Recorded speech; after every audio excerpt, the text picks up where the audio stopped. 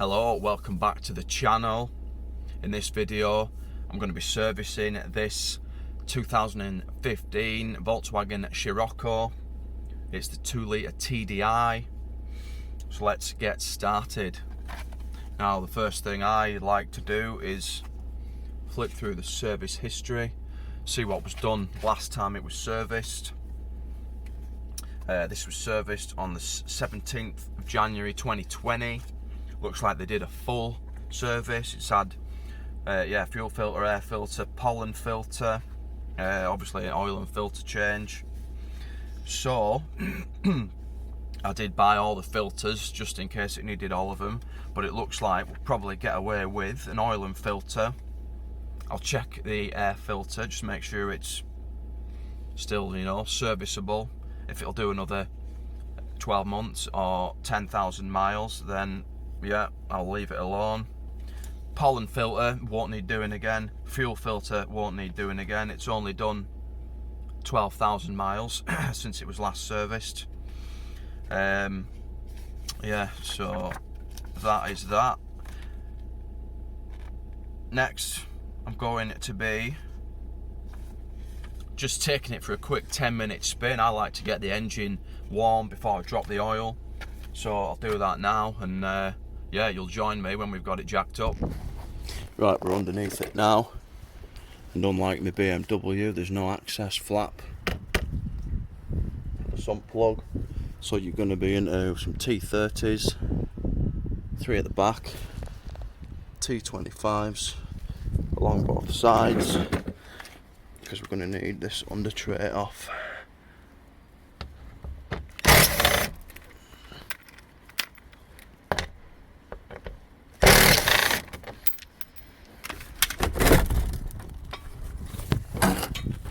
Oh.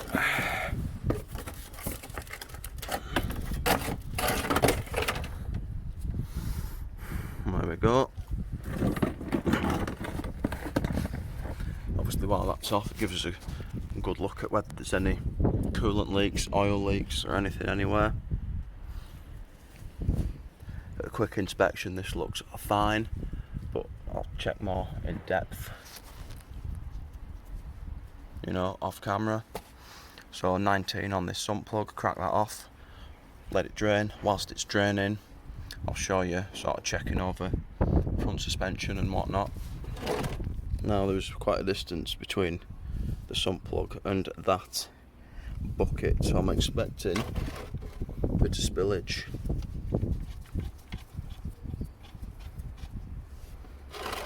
A lot of spillage.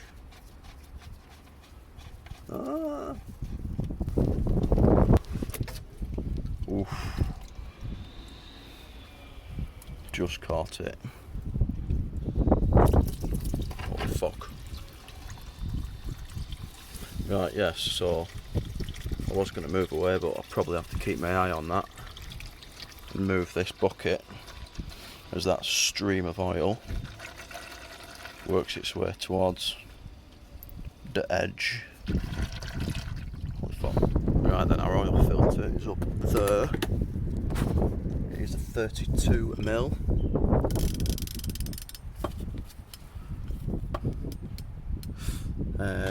Yeah, I've got a 1/2 inch ratchet extension. I'm just going to wind it out.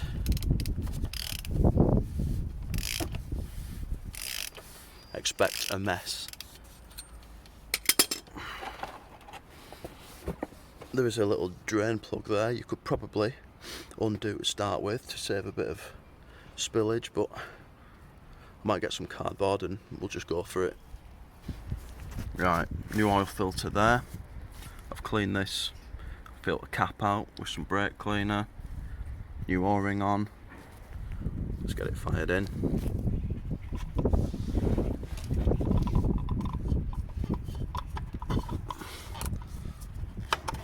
Might have to put the filter up there first. Actually, come on.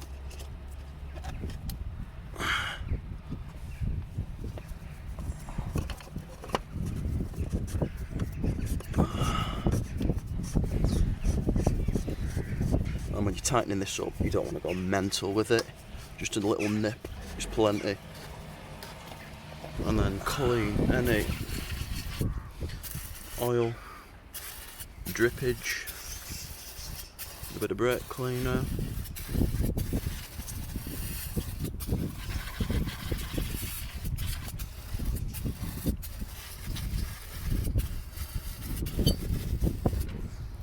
Lovely. Right, so engine oil. Now the engine oil grade isn't as important as the engine oil specification. So you could probably use 530, 030, 540. The important thing is that it is to VW spec, and the spec on this is 504/507. I have got some Miller's 530 from work, which is to 504/507 specification. If you don't know what spec you need, well, I've just told you for this, but if you've got, another vehicle that you're servicing, should be in the handbook. Don't know if this will focus, but round about there. I think 507/00 is for diesel engines.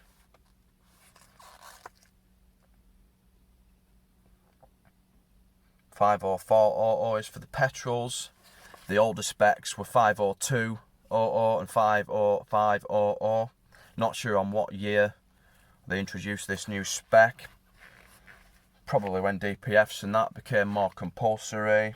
But anyway, that's enough about that. I'm going to get about 3.5 litres chucked in. Check the dipstick. It does have a dipstick. Some models don't. Do all V-dubs? I don't even know. Some models that aren't V-dubs don't have dipsticks. So we need to find the specific, quantity of oil needed. And then there'll be some sort of electrical dipstick. Usually you've got to warm the car up for 10 minutes. Or until operating temperature, then let it settle for 10 minutes. It's a bit of a ball ache, because if the oil is slightly low, and you've got to get it up to temperature, it's not for me, that. I prefer a manual dipstick any day of the week. Let's get some oil chucked in. Right, this is jug number 4. Because 3 didn't even touch the dipstick.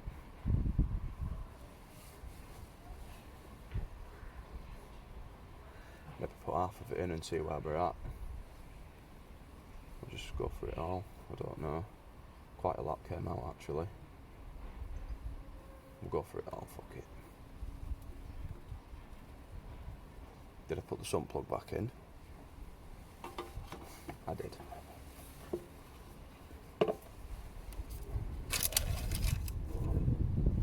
Oh, we're getting a bit on there now. You can see. Oh, did it focus then? Just at minimum. Another half a jug. And then we'll wrap it up, I think. Now, because I've got this jacked up, obviously the engine oil is going to flow towards the back of the engine, with the dipstick being at the front of the engine. If I was to fill it to maximum, once the vehicle was dropped and level, it's going to be overfilled with oil. So I need to underfill it, so that when it's dropped and level, it should hopefully be bang on the mark. When I say underfill it, I only mean more towards minimum rather than at maximum. So this is where my waste oil goes, just in a 20 litre container. And when that's full, I'll take it to the tip. And then the oil that I brought from work, which you can't see, I'll then use that container, my waste oil. If I need more oil, get another clean 20 litre container from work, and just, keep the cycle going. So whilst we're waiting for this oil level to settle, there's some other under bonnet fluids we can check. Screen wash, which, pretty much full. Coolant, which is pretty much at maximum. Brake fluid, can't really see just yet. And then auxiliary belt wants checking, that might be easier from underneath. Battery wants checking, make sure it's secure in its holder. It's not going anywhere. You can check the charging rate of it if you really want. But 9 times out of 10, if there's any issues, you get a warning on the dash anyway.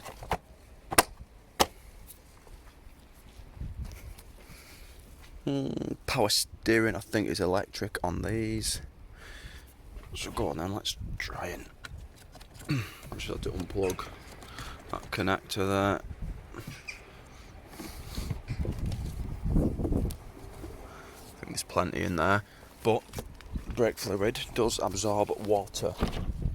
It's hygroscopic, so I've got just a cheap little tester here that's going to tell me the water content of the brake fluid. You can get ones that are a bit more advanced and will give you a specific boiling point, but this should give us a clear enough indication as to the state of the fluid.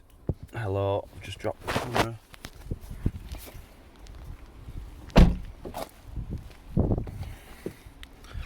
Press it, it lights up, dip it in, and it's going to want changing soon.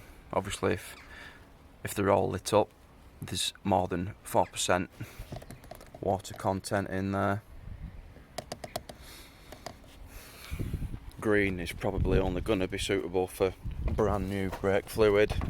The 2 oranges for me are acceptable, and then yeah, when you start getting into the 2 reds, between 2 and 3% water content, and then greater than 4% water content is when you want to start thinking about changing it. So we'll have to advise that. Ideally, I want to check the strength of the antifreeze, but I haven't got an antifreeze tester to hand, so I can't. But with winter coming, it could do with making sure it is suitable down to a, you know, decent temperature, -23 or something at least. Timing belts, usually between 8 and 10 years, or 80 to 100,000 miles. This one I'll have to check. I've got a system inside, so I'll check that once we've done all this. Right then, obviously we've got this jacked up now, and what I'm doing, just checking these springs, making sure they're not broken. I want to check the shocker, make sure it's not leaking. I mean, it might be gas filled, I don't know. Some are, some aren't.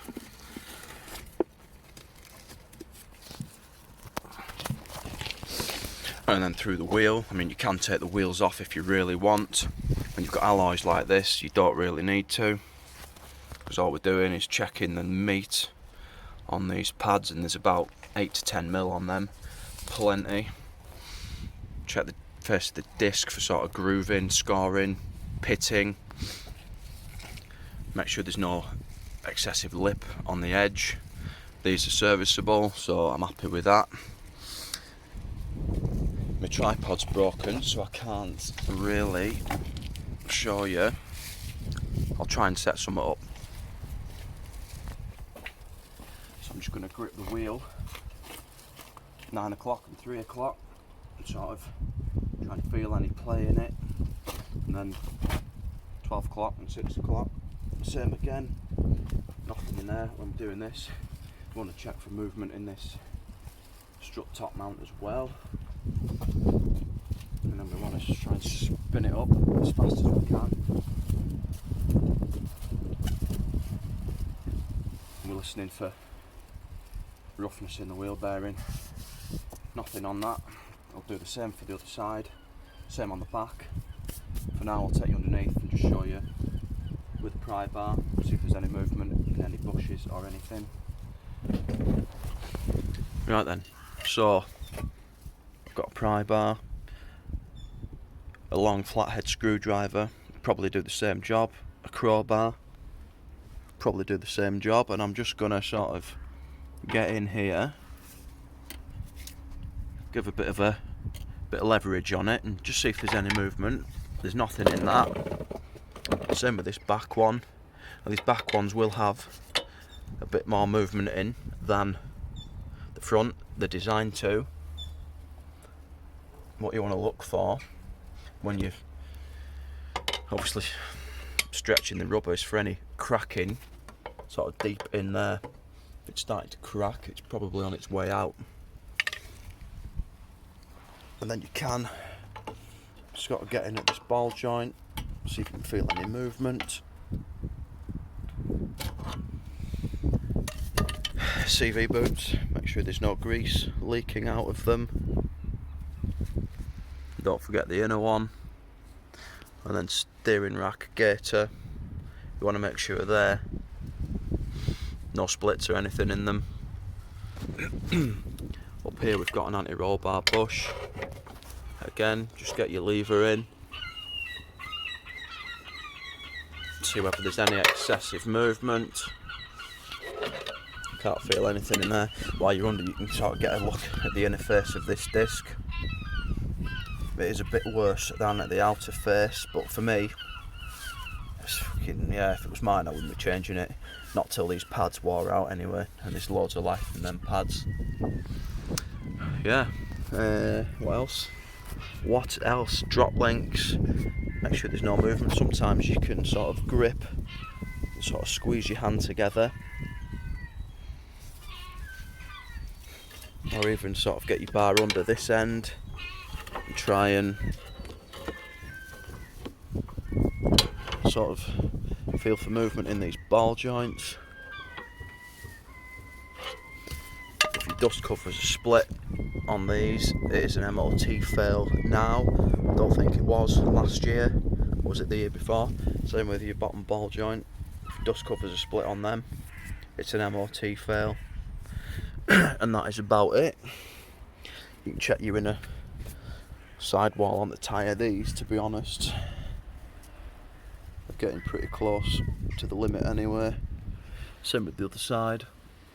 So yeah, I'm going to do the same on the passenger side. I'm going to check the rear end, and then yeah, we'll drop it. We'll put the under tray on, drop it, make sure the oil level's right.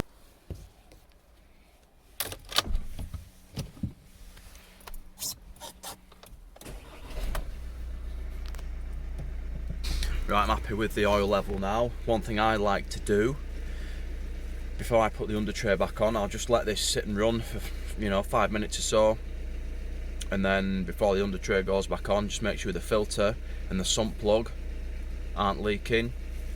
Just gives me a bit of peace of mind, rather than just whacking the under tray on without checking. So yeah, 5 minutes, we'll put that under tray back on if all is well. Whilst we're waiting, I'm just going to check the seat belts. I mean, the age of this vehicle, there shouldn't be anything wrong with them, but you never know. I'll just grab it.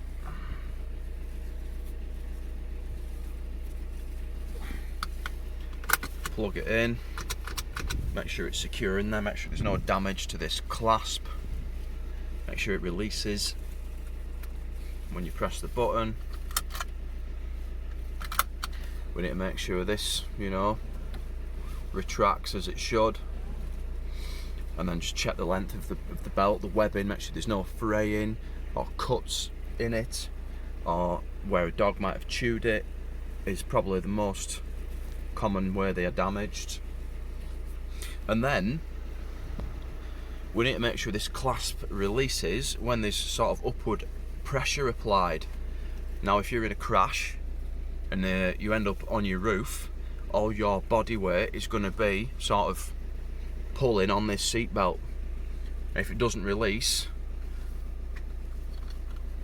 whilst you've got your weight on it, I think that is an MOT fail. It's also going to be pretty dangerous, I would think, but yeah, there's a bit of knowledge for you. I didn't know that until 3 or 4 years ago.